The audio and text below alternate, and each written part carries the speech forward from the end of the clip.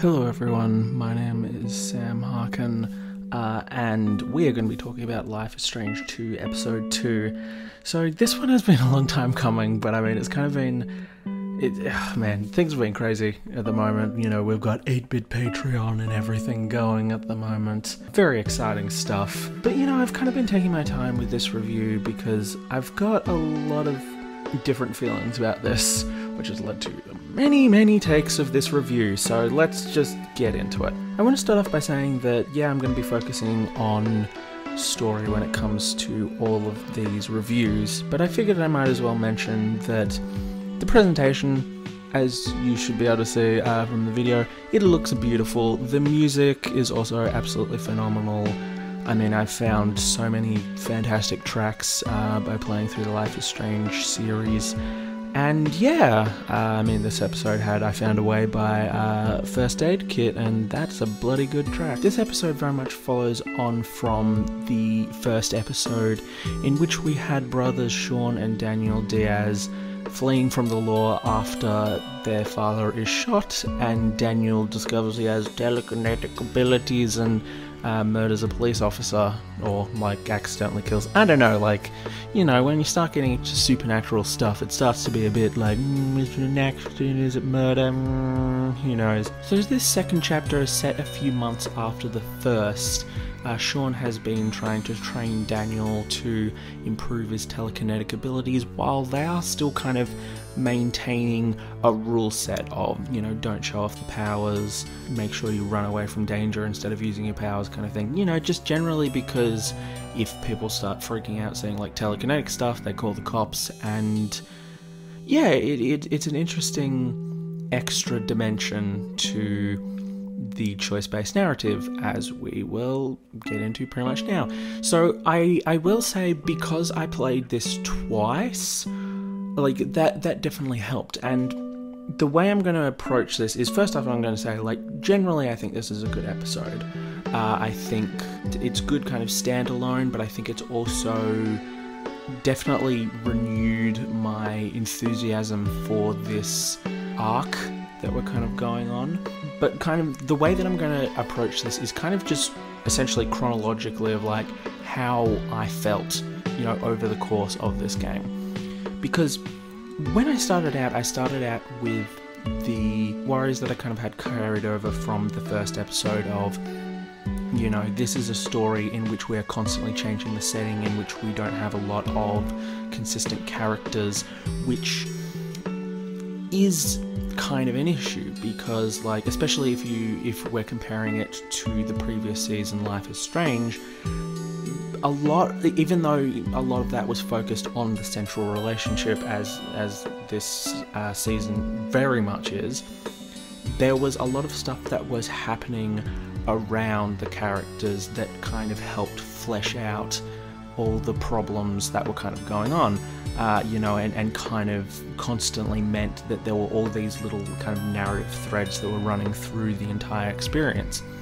That, you know, obviously is absent if you've only got like one or two main characters. Obviously, you know, stuff like, you know, referring back to stuff that happened in the previous episode. But, you know, in terms of actual characters, we only see, I believe it's 4. So we've got Sean and Daniel, which is obvious, they're the central characters of the story. We have Mushroom, the dog, that you may recall if you played episode 1, and Lila. Lila can be called. And aside from that, and I guess, you know, if you want to be technical, the characters from Captain Spirit, so that would be Chris, his father, whose name escapes me. Hi, it's future editing Sam. The father's name is Charles. And Claire. So in that, and you know, I guess you could argue that Sean and Daniel were in Captain Spirit as well. Lots of, yeah, so there are a few. But like, in the grand scheme of things, there aren't a lot, especially if this is something that's going to have to potentially carry the whole story. That definitely puts me on edge, especially given that, you know, this is a game and, you know, you kind of get more invested in the relationship, but by the nature of, programming limitations, it's not like they're going to have millions and millions of different voice lines that are going to kind of properly convey that. And, that's maybe being a bit nitpicky, but at the same time, if you're staking a lot of the story on just a single relationship between two people, you kind of have to keep that in mind. Now, there was definitely one scene that I will touch on, and there's lots of little moments that I'll probably touch on, but one that definitely came to mind was very much a spoilery scene. Let's just say it's one that is a very emotional scene that kind of is like a third of the way through. You'll know what I mean if you've played it. I don't know if it's just like something that like really frustrates me or whatever, but I definitely find those kinds of scenes a bit manipulative. I really dislike it when, you kind of have this new character and then, XYZ happens. I just kind of, I didn't really appreciate that a whole lot. And I think, considering what I was just saying before about that kind of stuff, it definitely felt like really over the top. But anyway, so, they kind of go to this grandparent's house.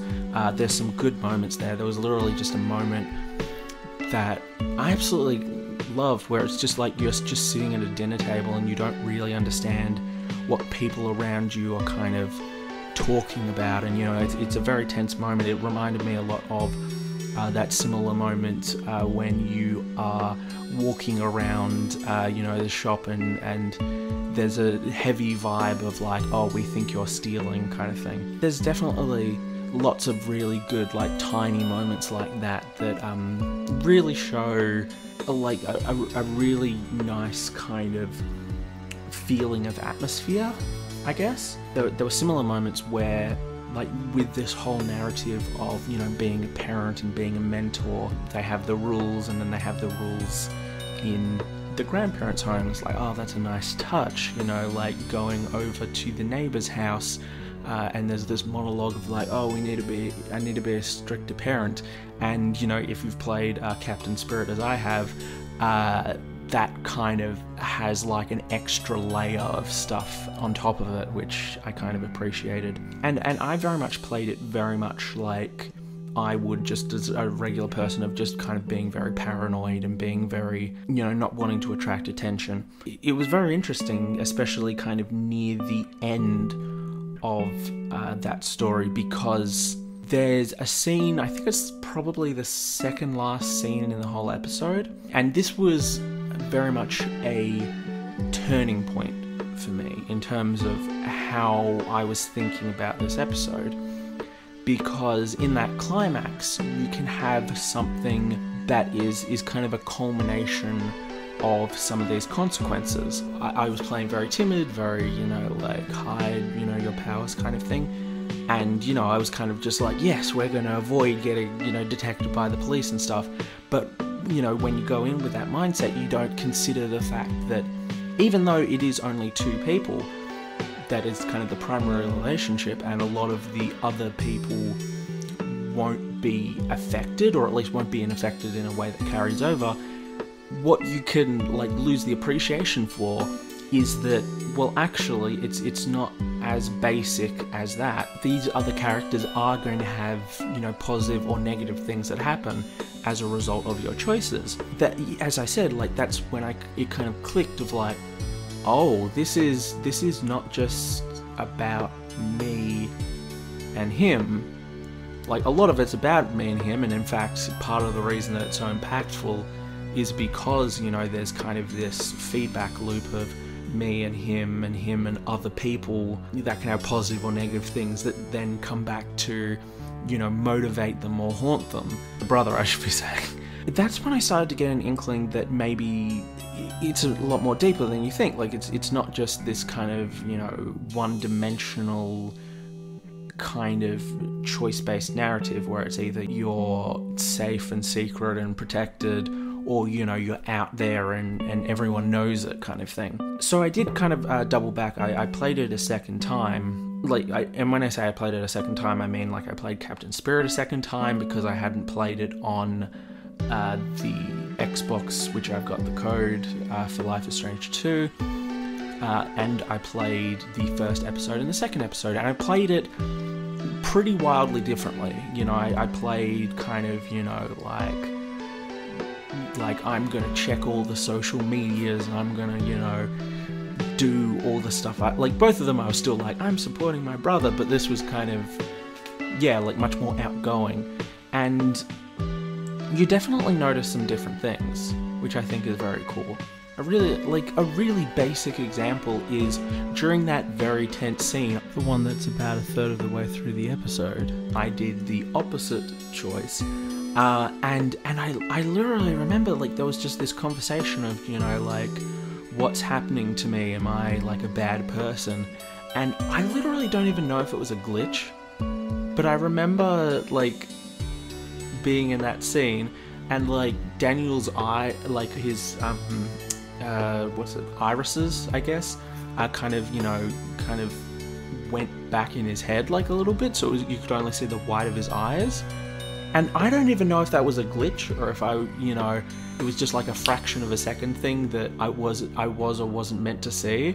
But it was just kind of this immediate moment of like, whoa, this actually, you know, like this got dark all of a sudden. Like it seems like, oh my god, like my baby brother's like possessed or something. I suppose, like, to even things up a bit, I will say I was a little bit disappointed that, having actually played Captain Spirit and, you know, going like, yeah, I'm gonna actually, you know, see how much this affects the story, it doesn't really. Like, as far as I'm aware, the only thing it changes is Chris's outfit, as far as I can tell.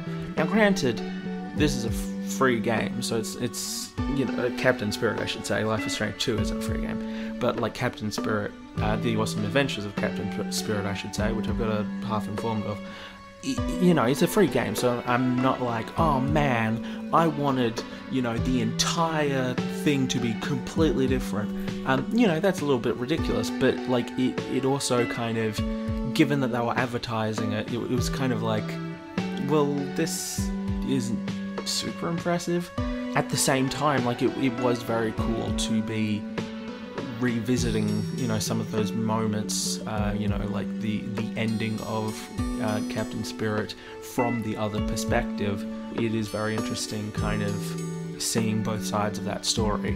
And you know, yeah, I went through the whole campaign and it felt very different, and I very much appreciate that. I think, you know, it is kind of one of those things of like, if I didn't have that one moment at the end, like I probably wouldn't have started it again, and I might be giving a very different review. So, you know, I guess in that sense, I can't really blame anyone for not having experienced that and you know, being a bit disappointed by this. We should kind of just take a moment to discuss how this is going to be going forward. So, what I mean by that is we've got like teasers and stuff for, like, we have the tiny little teasers, and the teaser basically says that one of the characters that you meet throughout this story, who goes by the name of Cassidy, will be reappearing in this story, and presumably Cassidy's, I don't know if it was boyfriend or something, but, you know, fellow hobos riding the rails, and you know, that's kind of cool because, you know, obviously I've been complaining of like, there aren't enough recurring characters. I mean, you know, it is a bit of an odd choice that, you know, we kind of established this whole, you know, like, screw, you know, recurring characters, and now we've kind of got this, you know, here a few adventurers that are going to be going along with you on this path, you know, and I suppose that in a way it's probably good that we've kind of had a few episodes to establish, you know, powers and, you know, morality and stuff before we start introducing like a full cast. I don't know, I'm interested by it, and I think, you know, it is very good that we are getting something like this, because one thing I am a little bit concerned about with this episode is that we've kind of like burnt a lot of the fuel that we kind of had, if that makes sense. Because like in the first episode, you know, there's references to Arcadia Bay from the first season, and you know, like we had all the dramatic stuff that is being, you know, plastered all over the trailers for the season. And in the second episode we had, you know, Captain Spirit, which was kind of like the only other kind of tether to stuff that we have. So that's the thing, like, I mean, it's good that we're going to be having a recurring cast, because we've kind of already like burnt like a bunch of that fuel in the first 2 episodes. So it's good that we're going to have something that's going to be carrying through the rest of the 3 episodes. You know, as I definitely said, like, the fact that I do have, you know, a lot more faith in the choice-based narrative, you know, because of this episode, means I'm definitely a lot more excited to see where they're going to be taking things in episode 3. Like, the truth of the matter is, like, I've been like worried the entire time, which is, you know, just a product of me just being anxious and stuff, I guess. But at the same time, like, I have been worried about like other seasons before, and they've turned out to be pretty good. So I'm uncertain of, you know, how they're going to thread the needle, but I do have some amount of faith that they will, and that is definitely a lot to do with this episode. You know, I think it's definitely very interesting. You know, there's some cool themes, there's some fantastic moments.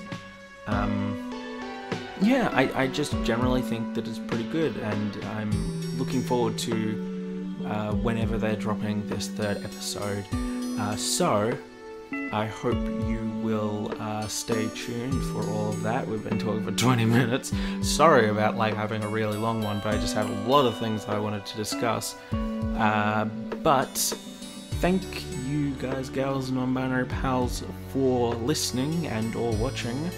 I hope you've enjoyed the music that I kind of put in the background. Anyway, I hope you guys will kind of like and subscribe to this.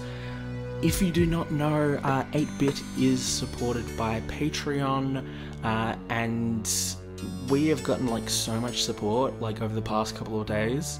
You know, I don't know necessarily when this is going out, but it's kind of just a few days after the Patreon launch, and yeah, people have been showing us lots of support, and I'm so thankful that I'm able to be someone creating stuff for all you guys. It's honestly a dream come true. And if you would like to support us, there'll be a link to the Patreon. And yeah, and we're also upping like the video production just like a whole bunch, which is very exciting. It's a bit, you know, nerve-wracking, you know, because it's quite a lot of content to be putting out, but I'm, yeah, very excited to be part of this group. And I'm rambling. It's been a weird couple of days. I'm just in a very grateful kind of mood and stuff. So thank you guys, girls, and non-binary pals so much for watching. And much love, stay hungry, and all that stuff. Bye!